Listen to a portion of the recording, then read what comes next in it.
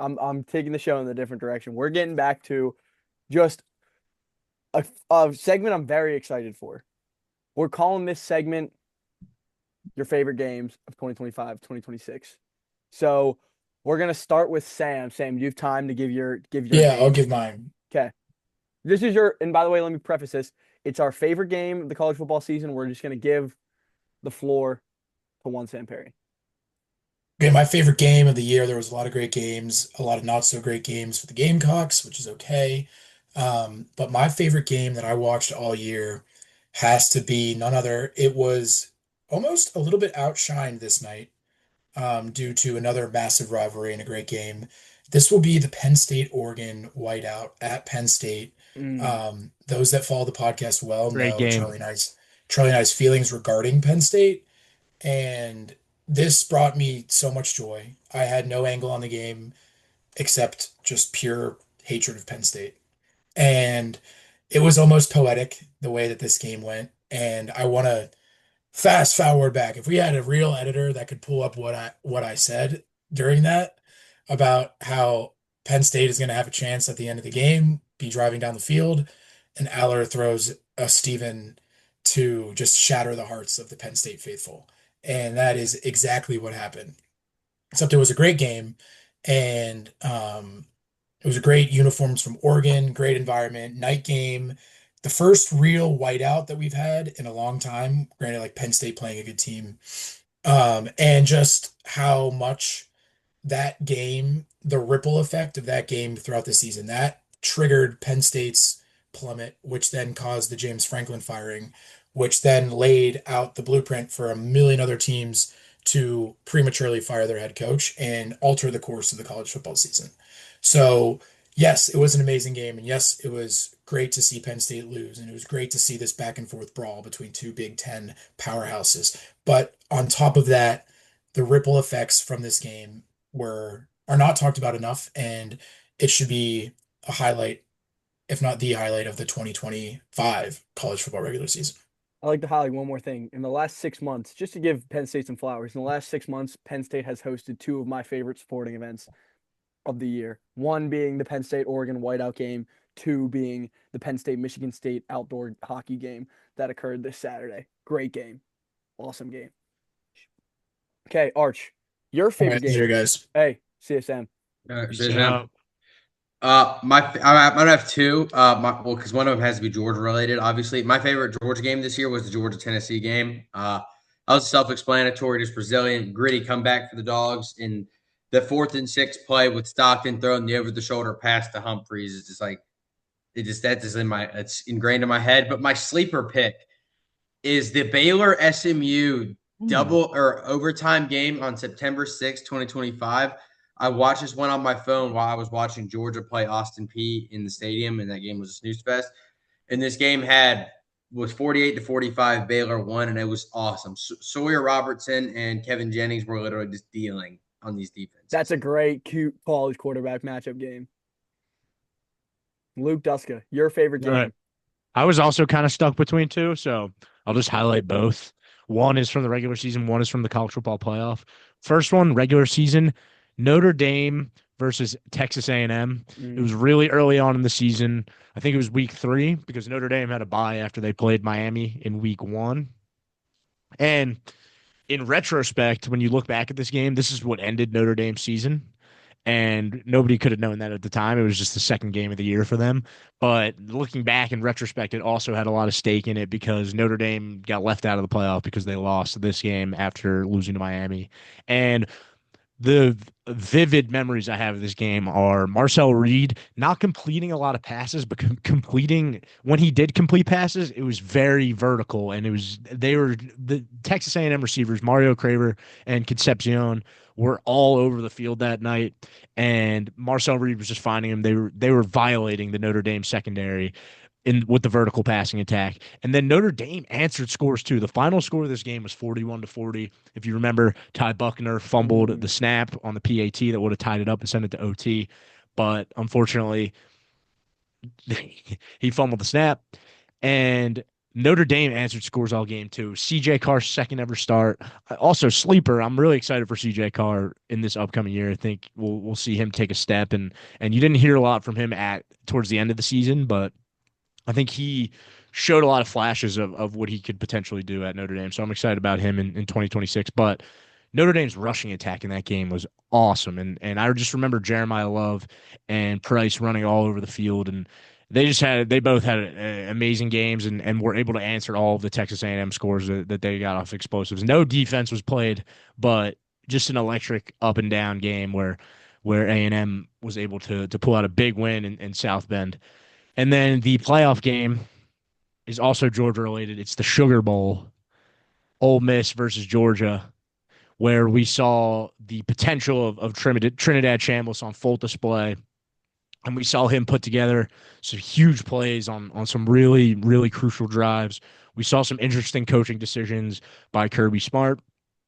The one that pops into my head right away is the fourth down where they ran the special teams unit off the field and ran the offense back on, and then a rusher came free and sacked Gunnar Stockton. They also got stopped in the red zone where they could have taken the lead again. And there was a lot of missed opportunity for the Georgia Bulldogs in the same situation they were at in 2024 against Notre Dame, and you saw them collapse and eventually fall to Ole Miss. But that game was super exciting as well. You saw a lot of, like I said, just teams being able to answer scores when they need to, and Chambliss threw some really really accurate balls that made me feel like he had potential to be a Sunday player after some of the throws he made in that game. So just everything I remember from that game was super exciting. It was super back and forth, super physical, and just everything you're looking for in an expanded playoff field, because that's the field we get. And when you get games like that, you almost go, oh, this is what it's supposed to be like. So just great game again where Georgia falters in the Sugar Bowl, and we'll hopefully they can exhaust those demons at some point. Two great games, Duska. This is my favorite game. So everybody knows I love Polynesian quarterbacks. And everybody also should know that I love lefty quarterbacks, considering I'm a card-carrying lefty myself. Did you guys know there was a game where there was two lefty Polynesian quarterbacks playing against each other? This was the Hawaii Bowl, December 24th on Christmas Eve. You're in your Christmas PJs. There's eggnog in the air. If you're in Pittsburgh, my aunt and uncle had pierogies going. The game is on Hawaii, California. You've got Jared Kiawe, Sagapolatelli, and Micah Alejado for the Hawaii Rainbow Warriors duking it out. Cal goes up 21-0 early. And I told my uncle, he's like asked me about like the podcast, and I'm like, dude, I love Hawaii here. And so we're watching the game, and Hawaii goes down 21-0. He's like, dude, you're a clown. Like, so because like he put money on Hawaii. So I'm like, just hold on a second. Hawaii mounts a mini comeback. They get it back to 21 even. Then it's just like shot after they're just trading shots. And this is Hawaii didn't have their leading receiver, Nick Harris, in this game. So I think Parker Ashlock is his name, was like going crazy. It's P Ashlock. I don't know if it's Parker. McFally. Oh, yeah. Thank you. Thank you appreciate that. And Micah Alejado, for the second time in the year, is limping at the game winning. Like Sagapolatelli goes down, leads a drive to go up 31-28. Alejado comes back. He's limping at the end of the game to like get his team to score a touchdown. They need a touchdown in the 2-minute drill. And remember, the first game of the year against Stanford, his lineman had to carry him to the line of scrimmage. So this guy's just such a ball player. He goes down after throwing a screen pass where he goes down with an injury. So Luke Weaver, the backup, comes in the game with 14 seconds left. And the very first play he's in the game, he throws a whole shot into cover 2 to win the game. It was just such an electric watch. Me and my uncle were going nuts. It was just so much fun. And this is why I love college football, because like a bowl game like this that doesn't mean anything means everything. That was a great game. Yeah. One of my favorites. Excited for Sagapolatelli in 26 as well. I said, Yeah. you know who he reminds me of, guys? I think he's like, when I watch him, I Tua? see a lot of Big Ben. See a lot. He's huge, dude. He's massive. Like I rewatched the Hawaii Cal game to tease myself again, just for college football. And like, dude, he's just massive. He's lefty, slings the rock, like good motion. Um, throws that Duska. He throws that sideline ball beautifully, as you pointed out in the podcast, or in the SMU Cal game. Throws that sideline ball so pretty. So I don't know. I'm bullish on Cal as well. I'm bullish on Cal because I like what's his name? Somebody give it to me real quick. Tosh Lupoy. Yeah, Taj Lupoy. I like him a lot for coming from Oregon, knows how to run the program. Also, like sneaky Cal is one of the 15 top endowed schools in America. They have a ton of money. So like whenever they can, they have the necessary means to put out a good football product if they're willing to pay. And it's not like they have to outbid SEC and Big Ten teams. Like they just have to. They could be like good and they could be Duke any given year in what Duke was this year in the ACC. So I'm a little bit bullish. They also have Sagapoltelli, which I like a lot. 21st ranked transfer portal haul, which is pretty solid for them. Yeah, yeah, no doubt. I So like that. and you're on the West Coast, so I mean this is a guy Fernando Mendoza, Heisman winner at quarterback. Not for them, but You got the. I mean, you have the quarterback to. You have.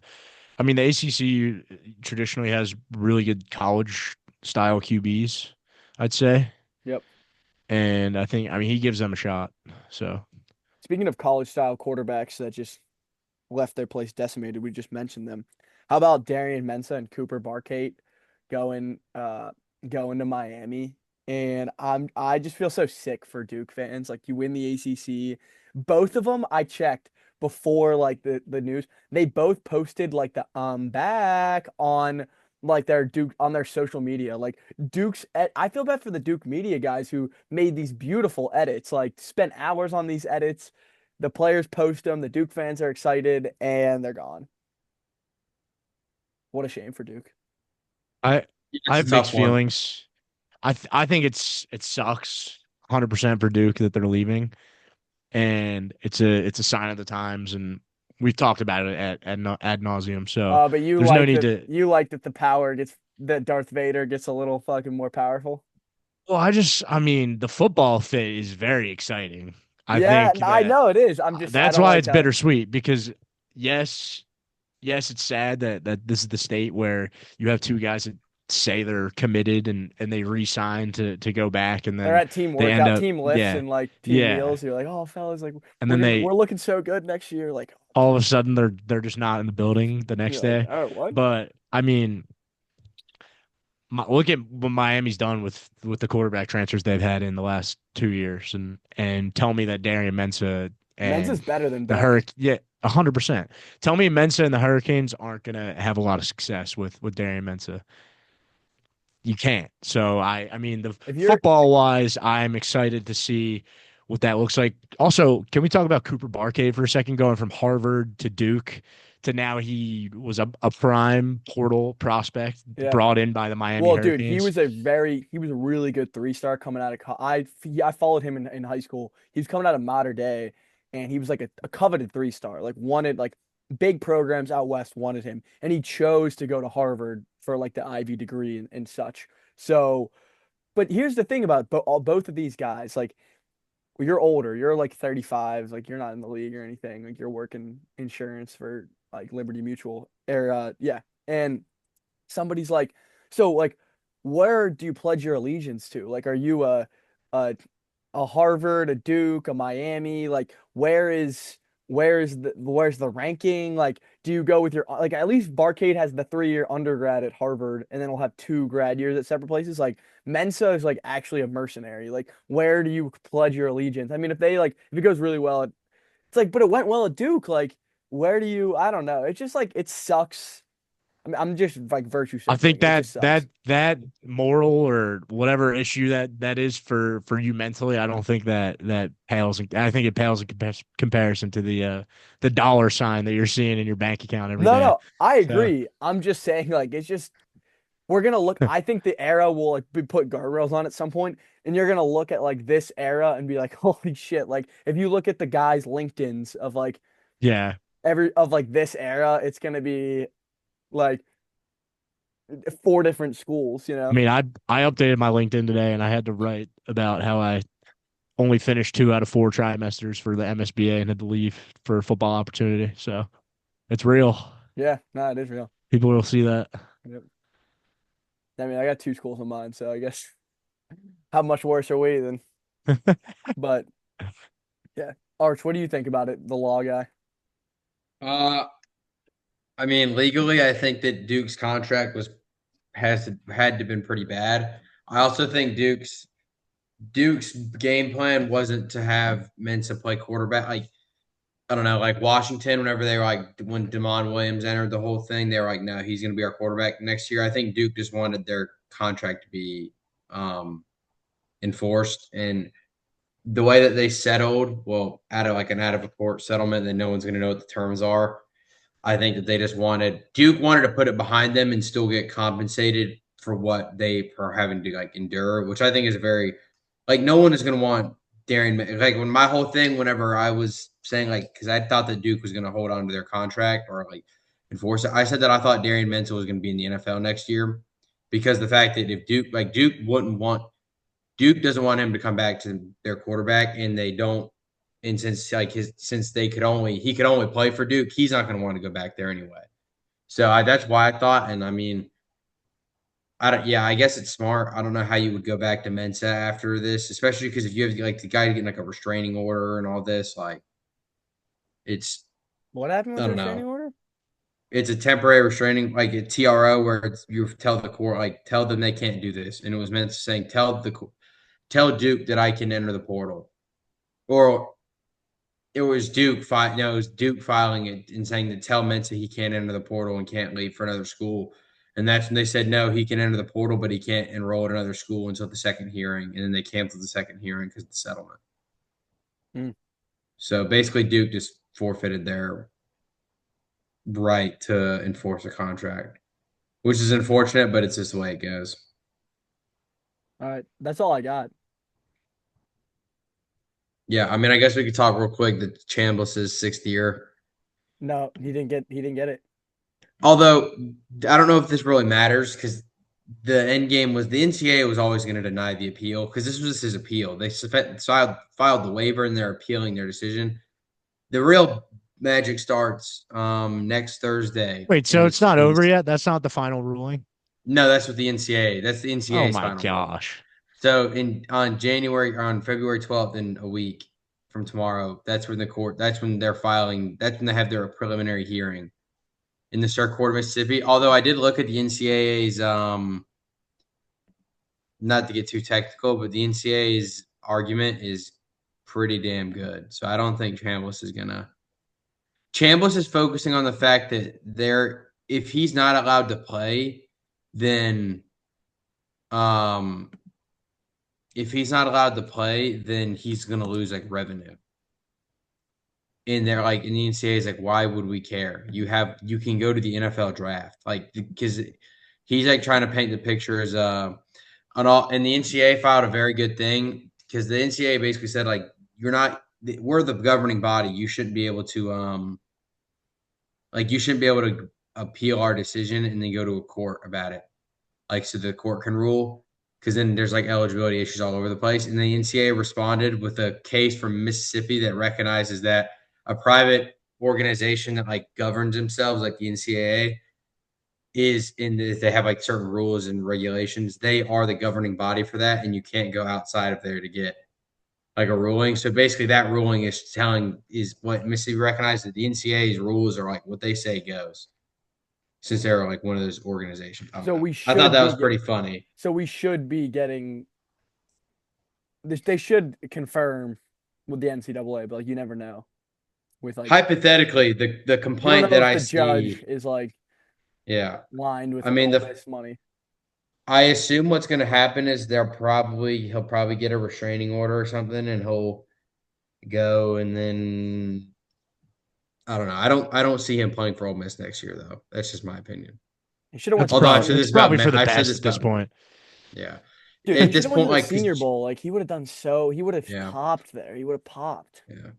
Yeah, and then Aguilar is doing his whole thing, trying to get another year. Tennessee's I don't even know. Wait, he's trying to get another year, bro. Isn't he? Yep, he got a TRO, so the NCAA can't rule on him yet, and he's gonna have his hearing in court.